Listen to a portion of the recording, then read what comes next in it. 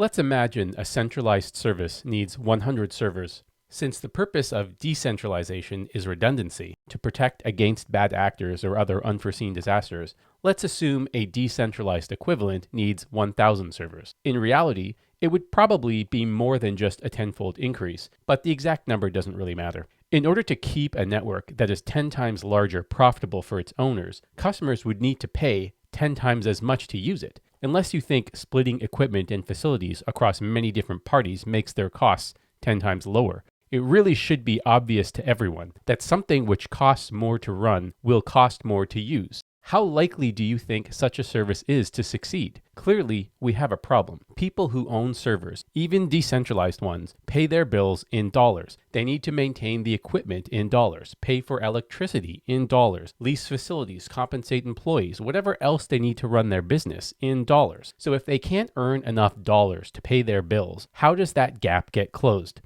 Simple. The protocol pays them in tokens it creates out of nothing. But how do they pay their dollar-denominated bills with fairy dust?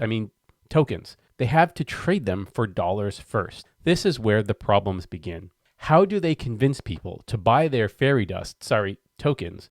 They need to convince them that fairy dust is a good investment. Fairy dust has value because the service will revolutionize stuff. And in the 90s, people used to mock the internet or whatever. Listen, just buy my fairy dust and the price will go up. Then you can sell it to someone else, be rich, and never work again. It's a secret path to wealth that only the smartest people understand. We're so early. Join us. Aren't you smart too? Or just another wage slave working for a living?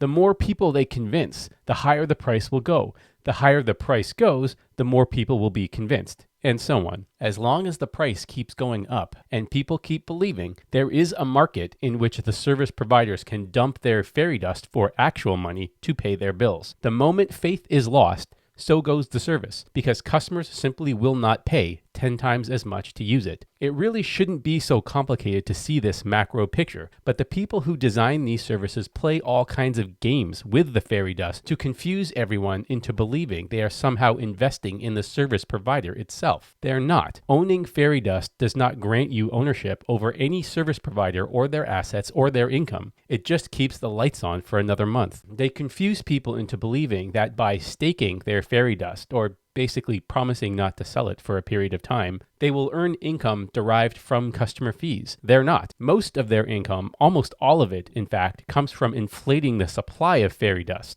The protocol just makes more and deposits it into their account. Normally, that would cause the price to collapse, but if they increase the yield on staked fairy dust and create a hodl diamond hands cult to mock paper hand smooth brains who sell, they can keep the balls juggling just a bit longer, long enough to convince more suckers. And that's the whole game. Just survive another day and extract a bit more before people catch on. They borrow money, they raise investment, they sell fairy dust, they destroy capital as quickly as they accumulate it. But the one thing they should do and don't is make money from selling a service people want to consume.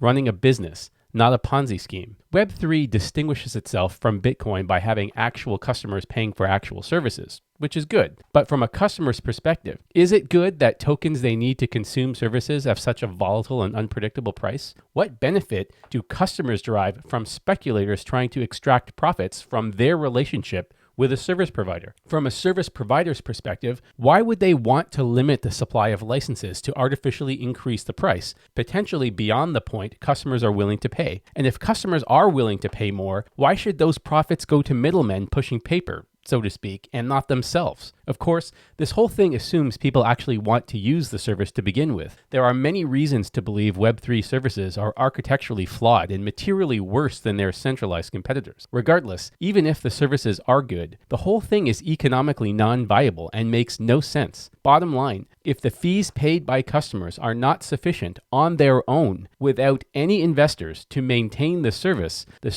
is an entirely unsustainable scam that can only survive as long as they continue to recruit dumb money to gamble on their fairy dust. Crypto people used to say, "In math we trust." Well, these numbers tell a damning story of stupidity and perhaps fraud.